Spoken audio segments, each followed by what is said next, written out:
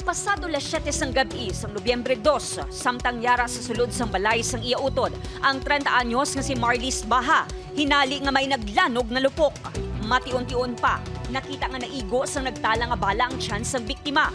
Upod sini ang live-in partner sang natabo ang aksidente sa Cadiz City. Gilayon nga gindala sa ospital ang biktima, apang ang ginabusong nga lapsag, ginbawian sang kabuhi. Accidental siya, ma'am. Accidental. Doon siya, ma'am, sa chest. Kapatay ang 8-month-old na binabusong. Nagagwa sa investigasyon sang Cadiz City Police nga aksidente nga naglupok ang pusil sang suspect nga si Jonel Lahaw-Lahaw, 25 anyos, abyan sang live-in partner sang biktima kag residente man sa lugar. Ginabanta masobra 7 ka metros lang ang distansya sang suspect sa balay sang uton sang biktima. Kami nung kagalukod ang rason niya nga na nagpalupok siya. Pero wigo ni siya siyang live-in partner siyang victim. Gilayon nga nagsungka ang suspect sa otoridad.